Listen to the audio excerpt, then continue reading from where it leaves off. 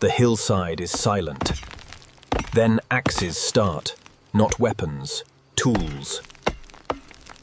Roman soldiers move through a Greek olive grove, cutting down trees older than the war itself. Each trunk falls slowly. Each one takes a century to replace. This is not a battle for land. It is a battle for something smaller and far more valuable. A fruit the size of a thumbnail. An oil pressed from it that could light a lamp, heal a wound, crown a king, or starve enemies. This is not only the story of olive oil. It is the story of how one tree became so powerful that empires went to war to control it. Priests declared it sacred, and kings could not be crowned without it. For 6,000 years, this single substance shaped how people ate, prayed, fought, and ruled. Long before oil meant petroleum, oil meant survival, and whoever controlled it held something more durable than any army. This is the story of that oil. And it begins with a tree nobody wanted. Wild olive was bitter, small, barely edible. For centuries, it grew untouched on the rocky hills of the eastern Mediterranean. Ignored by early farmers who preferred grain and grapes. Then, sometime around 4000 BCE, someone changed that. Historians cannot name this person. No record survives. But somewhere in the Levant or on the island of Crete, someone crushed the bitter fruit, separated the liquid, and discovered a golden oil that did not spoil. Burned cleanly and preserved food for months. It seemed like a small discovery. It was not. Consider what it replaced. Before this, light after sunset came from burning wood or animal fat. Both smoky, both short-lived. Food preservation meant salt, smoke, or simple luck. A liquid that could do both cleanly changed the rhythm of daily life itself. A household with oil could see after dark. A household with oil could eat through winter. That is not a small discovery. That is a revolution, measured in lamplight. Stone presses appear across Crete and the Levant soon after, some carved directly into bedrock. Families stood barefoot on crushed fruit for hours, extracting oil. Through nothing but pressure and patience, the work was exhausting. The reward changed the ancient world. By 3000 BCE, the olive tree had been transformed, domesticated, grafted, cultivated with the same discipline as wheat. And on Crete, something unprecedented began to rise. From the landscape, the palace of Knossos. Its walls were painted with leaping bulls and diving dolphins. Its corridors stretched for hundreds of meters, and deep inside it, archaeologists found rooms lined with massive clay jars. Some large enough to hold a grown man standing upright. Many had once held oil. This was not simple storage. Clay tablets recovered from the site, written in a script called Linear A, still only partly understood, record oil shipments, oil taxes, oil wages. The palace was not just a home for a king. It was an administrative machine, and oil was its fuel. Walk further into the complex, and you find something else. Small clay vessels shaped like animals and human figures. Many of them designed specifically for pouring oil during religious ceremonies. Archaeologists have found these ritual containers, called rita, across Minoan sites. Evidence that oil moved between two worlds at once, the practical world of taxation and trade, and the sacred world of ritual and offering. Long before any temple in Jerusalem or Rome existed, Crete had already decided this substance belonged to the gods as much as to the treasury. Here is the idea. This entire story will keep proving. Whoever controlled the oil controlled the food supply, the trade routes. Look at this symbol right here. I've only seen this type of etching in texts from the late Minoan period. I'll cross-reference the coordinates. In a single storage room at Knossos, some of the pithoi jars there could each hold well over 1,000 liters. Multiply that across dozens of jars, in dozens of rooms, and the palace was not simply wealthy. It was functioning as a bank, with oil instead of coins as the deposit. Minoan ships carried that oil across the Aegean, trading it for copper, tin, and luxury goods from Egypt. Egyptian tomb paintings from this same era depict Aegean traders bringing oil vessels as gifts to pharaohs. A detail that lets historians place Crete's oil economy directly inside the wider Bronze Age world, alongside Egypt and the Near East. For centuries, the system held. Then the sky went dark. Around 1600 BCE, a volcanic island 70 miles north of Crete tore itself apart, with a force still studied by volcanologists today. Ash fell for days. Tsunamis struck Cretan harbors. Historians still debate exactly how much this catastrophe weakened Minoan civilization. What is certain is this: within a few generations, Minoan power faded. And on the Greek mainland, a new civilization rose to take its place. The Mycenaeans inherited the olive economy, but they militarized it. Their clay tablets, written in an early form of Greek called Linear B, describe oil as more than food. They record perfumed oil, manufacture in dedicated workshops, blended with herbs. Shipped to the courts of Egypt and the Hittite Empire as luxury diplomacy. A Mycenaean scribe leans over a wet clay tablet, pressing symbols into it with a reed stylus before it dries. He is not recording poetry, he is counting jars. Oil for the palace kitchen, oil for the perfumers. Oil owed by one village, oil delivered by another. Olive oil, in other words, helped drive some of the earliest palace bureaucracies. Someone had to track it. The palaces eventually burned. Around 1200 BCE, across the eastern Mediterranean. One Bronze Age center after another collapsed within a few generations. Historians call it the Late Bronze Age collapse. And they still argue over exactly why. Drought, invasion, internal revolt. Possibly all three at once. But the economy that ran on oil did not disappear. It simply moved south. To a city that would turn a tree into a national identity. Athens, 5th century BCE. According to myth, the gods Athena and Poseidon once competed for patronage of the city. Poseidon struck the earth and produced a spring of seawater. Athena planted an olive tree. The citizens chose the tree. They named their city after her. This was never just a myth. It revealed what the civilization believed made it strong. Not the sea, not conquest, cultivation. Sacred olive trees, called moriae, grew near the Acropolis. Destroying one was a capital crime. Winners of the Panathenaic Games received jars filled with oil, pressed from those very trees. A prize more prestigious than gold. Olympic champions wore olive wreaths, not because the leaves were beautiful, but because the tree symbolized peace and endurance. Here is a fact worth remembering. Some olive trees take 15 years before producing their first harvest. Planting one was not a purchase.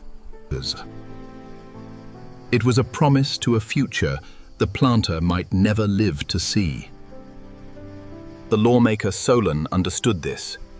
Historians credit him with protecting olive cultivation through early legal reform. Recognizing that a tree requiring 15 patient years needed different laws than a wheat field replanted every season. An identity needs ships to survive. Athenian triremes did not carry only soldiers. Their holds carried amphorae, thousands of them, sealed with wax. Bound for ports across the Mediterranean. Every one of those jars was a small fortune. A cracked seal or a spoiled cargo could ruin the merchant who shipped it, since his entire livelihood rested on a thin layer of wax. Overpressed olives. Silver from the mines of Laurion financed the core of the Athenian fleet. But olive oil exports added a steady second stream of wealth, one that helped the city sustain that fleet, year after year. Fine painted vessels called lekithoi, many of them designed specifically to hold oil, have been found by archaeologists in graves across Attica, often placed beside the dead as funerary offerings. A small physical reminder of how deeply this substance was woven into Athenian life, from birth to burial. It seemed permanent. It was not. The Peloponnesian War arrived in 431 BCE. Spartan forces marched into Attica and did something calculated. They did not simply burn wheat fields, which could be replanted within a year. They cut down olive trees. Because Sparta understood the same lesson, Athens had built its identity around. Destroy the groves, and you destroy decades of wealth in a single afternoon. Somewhere in Attica, a farmer returns to his land after the fighting has moved on. Where a grove once stood, only blackened stumps remain. He cannot simply replant and wait a season. He must wait 15 years for a single tree to bear fruit again. He may not live to taste it. Multiply that farmer by thousands across the entire region of Attica, and you understand why Athens survived the war. But its economy did not recover for generations. The empire changed. The lesson did not. Centuries later, a new power on the Italian peninsula would learn that lesson too, and apply it on a scale the ancient world had never seen. Rome did not invent the olive economy. Rome industrialized it. As Roman legions conquered Carthage, Greece, Egypt, and Hispania, the Republic inherited olive-growing regions across 3 continents. Roman writers like Cato the Elder produced detailed manuals on cultivation, treating oil production as a science rather than a craft. Roman engineers refined the press itself. The new lever and screw design extracted oil faster and more efficiently than anything before it. Enormous estates called latifundia, worked largely by enslaved labor, dedicated entire regions of Hispania and North Africa to a single purpose: olive monoculture, feeding one city.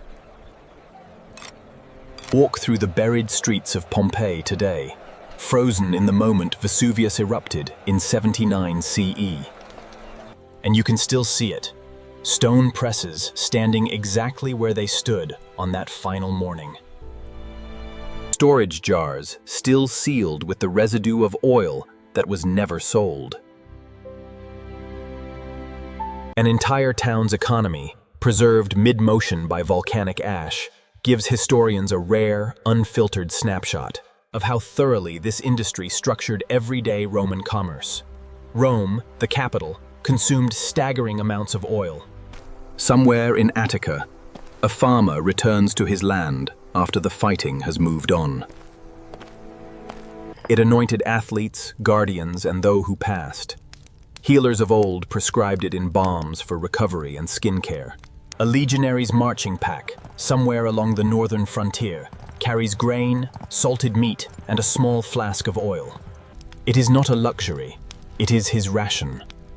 Oil provides the calories his body needs for a day's march.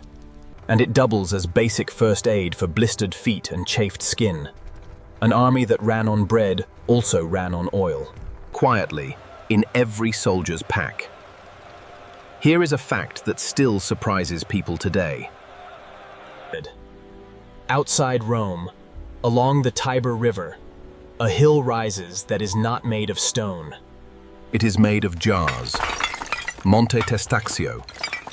An estimated 53 million broken amphorae, smashed and stacked over roughly 250 years, coated in lime to prevent the smell of old oil from lingering. Each fragment once carried oil from Hispania to Rome. Because leftover residue would spoil future cargo, the empty jars were destroyed rather than reused. It is a mountain built from receipts. A physical record of appetite, on a scale no civilization had produced before. Stamps, still visible on the fragments, record the names of producers, shippers, even government inspectors, who verified weight and quality. Rome did not simply import oil. Rome regulated it, taxed it, distributed portions of it free to citizens through the annona, alongside grain, to keep the population fed and politically calm. Bread and circuses is the phrase historians remember. Some argue it should include oil as well. A population with guaranteed food, light, and hygiene revolts less often. At the height of the empire, bathers at the public baths do not use soap as we know it. Instead, attendants rub them with oil, then scrape it away with a curved bronze tool called a strigil, carrying dirt and sweat away with it. This happens every single day in bathhouses across hundreds of Roman cities. From Britain to Syria.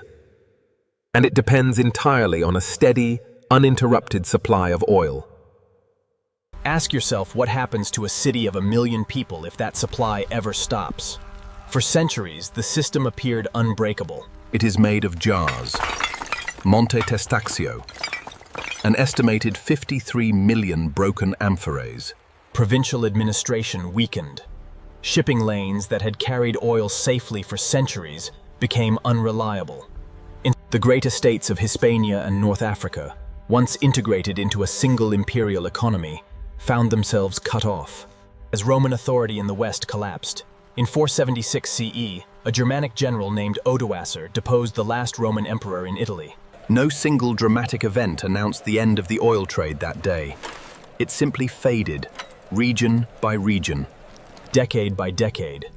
In the first years afterward, in places like Britain and northern Gaul, imported olive oil grew rare. Then rarer, then it vanished from ordinary households within a generation or two. Archaeologists can see this moment. In the ground itself. Amphora fragments, once common in Roman-era soil layers across these regions, become dramatically scarcer after the 5th century. Communities that had cooked with, bathed in, and burned Mediterranean oil for hundreds of years returned to animal fat and butter instead. A quiet detail. But historians see in it something larger, the physical fading of Roman civilization itself. One abandoned lamp at a time, decades after the legions withdraw from Britain in 410 CE. A widow reaches for the small clay lamp. Her mother once filled with imported oil. There is none left to buy. She fills it with rendered animal fat instead. It burns dimmer. It smells worse. But it burns. Multiply her by thousands of households, across a province that had been Roman for 4 centuries. And you can see an empire ending. Not in a single battle, but in small, quiet substitutions like this one, repeated in home after home. The empire disappeared. The demand for what it sustained it did not. Because in the East, an empire survived. And a new religious civilization was about to give this oil a meaning more powerful than any emperor ever had. The Byzantine Empire, the surviving eastern half of Rome, kept Mediterranean oil production and trade largely intact. for another 1,000 years. But it was Christianity, spreading through both the Byzantine and former Western Roman world, that transformed oil from commodity into sacrament. Chrism, a consecrated oil blended with balsam, used to anoint the newly baptized, used to consecrate priests, used to bless the dying, in a rite still practiced today. When medieval kings were crowned, oil marked their transformation into sacred rulers. Not the crown alone. English monarchs have been anointed with holy oil for over 1,000 years. Great leaders have been anointed this same way throughout history. Ancient traditions had already established this sacred custom centuries earlier. The Hebrew Bible describes prophets anointing kings with olive oil. The seven-branched menorah, one of Judaism's oldest symbols, was traditionally fueled by pure olive oil in the ancient temple in Jerusalem. According to later Jewish tradition, when the Second Temple was rededicated, after its desecration in the 2nd century BCE, only a single small jar of ritually pure oil could be found. Enough by rites for just one night.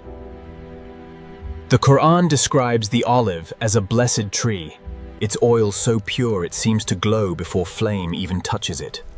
3 major world religions, different centuries. Different continents, the same instinct. This oil was never ordinary. In Byzantine churches, a bronze lamp hanging before an icon burns continuously, day and night. Fed only by olive oil as an act of devotion rather than simple lighting. Across the Byzantine world, and later across Orthodox Christianity more broadly, this practice continued for centuries.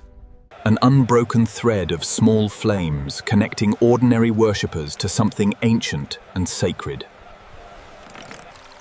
Meanwhile, in the same centuries, a very different scene was unfolding 1,000 miles south. In Fustat, near modern Cairo, medieval merchants left behind an extraordinary archive. Thousands of documents, now known as the Cairo Geniza. Among letters, contracts, and shipping records, historians have found detailed accounts of the Mediterranean oil trade, showing Jewish, Muslim, and Christian merchants trading the same commodity across religious and political boundaries that otherwise divided them completely. In the golden age of the region, engineers refined irrigation and cultivation techniques, inherited from Rome and Byzantium, then improved them further. Arabic texts from this era describe grafting methods and pest management more advanced than anything Roman manuals had recorded centuries earlier. Even language carries the memory of this exchange. Words for oil across multiple European languages trace back, through Semitic roots, filtered through Greek and Latin, evidence of how deeply this substance moved through Mediterranean civilization, long before any of these empires existed. In 10th century Cordoba, one of the largest and most learned cities in the world. At the time, a scholar copies an agricultural treatise by candlelight. The library he works in holds hundreds of thousands of manuscripts, drawing knowledge from Greek, Persian, and Arabic sources alike. Among the practical sciences preserved and advanced there is the cultivation of the olive, refined by generations of Andalusian farmers into something close to an art form. When Christian kingdoms eventually retook the peninsula, they inherited groves, irrigation channels. Recognizing that a tree requiring 15 patient years needed different laws than a wheat field replanted every season. After the Reconquista concluded in 1492, Spain inherited this deep agricultural knowledge. It would eventually become the largest olive oil producer on Earth, a position it still holds today. Further east, the Ottoman Empire, rising in the 14th century, and eventually controlling much of the eastern Mediterranean, Absorbed the same olive-growing regions that Byzantium and Rome had once fought over. Ottoman administrators taxed oil production much as Roman officials once had.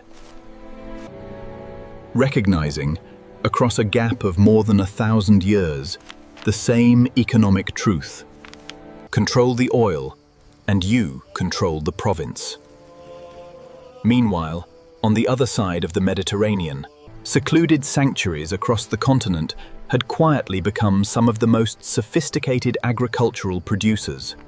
On the continent, monks in Italy, France, and Spain maintained detailed records of olive cultivation across centuries, preserving and refining techniques through periods of political chaos that might otherwise have erased them.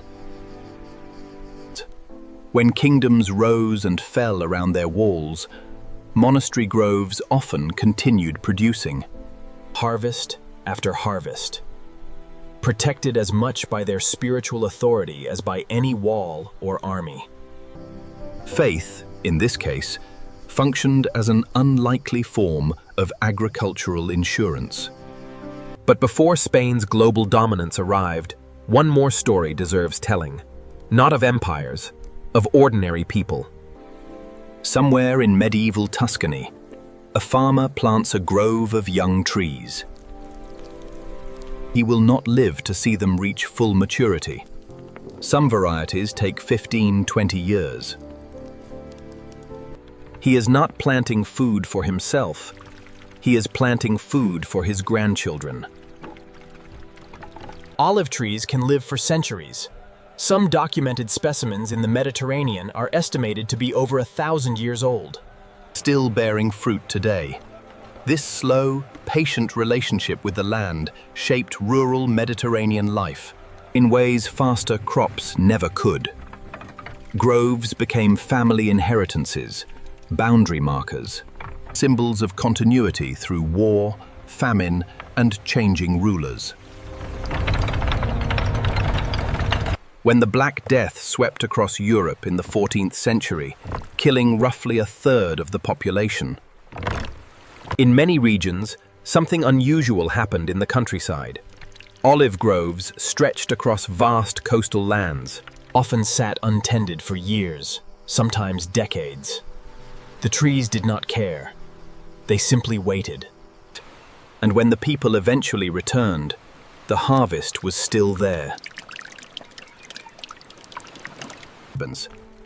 Even amid catastrophe, whoever could still produce this oil held something of lasting value. Merchant families in medieval Genoa and Venice understood this value perfectly. Italian trading fleets carried Mediterranean oil northward into growing European markets. alongside spices and silk, and some of the same merchant dynasties that grew wealthy on this trade. Later helped finance the banking systems that would define early modern Europe. A humble jar of pressed olives, in other words, helped seed the beginnings of European capital itself. For centuries afterward, production stayed almost unchanged. Stone presses, human labor, Mediterranean sun. Then the 19th century arrived, and the machines came with it. Hydraulic presses, patented in the early 1800s, replaced lever systems that had barely changed since Roman times. Steam power, then electric motors, mechanized crushing. By the 20th century, centrifugal separation displaced the ancient method of simply letting oil rise above water. The chemistry never changed. The labor did. Work once done by hundreds of hands was now completed by machines in minutes. And old stone wheels across the Mediterranean fell silent within a single generation, replaced by diesel. And later, electric presses. This shift coincided with waves of Mediterranean immigration. Italians, Greeks, and Spaniards carried both their oil and their traditions across the Atlantic and beyond. Spanish missionaries had already planted olive trees in California 2 centuries earlier. And by the 20th century, groves stretched across parts of the American West, Australia, South Africa, and South America. A substance almost unknown outside the Mediterranean basin slowly became a global product. Sold in supermarkets thousands of miles from the nearest ancient grove. The Second World War tested the old system one more time. Across occupied Greece and Italy in the 1940s, oil, like grain, became a target of requisition and rationing. Families hid jars underground or behind false walls, protecting what they could from outside threats. Just as Mediterranean communities had protected their harvests from raiders for thousands of years before them. Nothing about that instinct was new. Only the uniforms were. After the war, a new kind of authority arrived. To manage this ancient trade. In 1959, the International Olive Council was established to regulate quality standards and trade practices across producing nations. An institution that, in its own modest way, echoes the Roman inspectors who once stamped amphorae at Monte Testaccio 2,000 years earlier. And yet the ancient patterns never fully disappeared. Here is a fact that might surprise you. Olive oil remains one of the most counterfeited food products in the world. Fraudulent labeling and adulteration scandals have recurred across Europe for over a century. The same substance so valuable that Roman inspectors once stamped every jar to verify authenticity is still valuable enough today to attract sophisticated fraud 2,000 years later. In 1981, a wave of contaminated cooking oil in Spain caused hundreds of deaths. Though experts ultimately traced it to industrial seed oil, substituted for olive oil. Not genuine olive oil itself. The panic it caused nationwide revealed something deeper. How completely olive oil had become tied to Spanish identity and trust. More recently, criminal investigations across Italy and Spain have uncovered organized networks.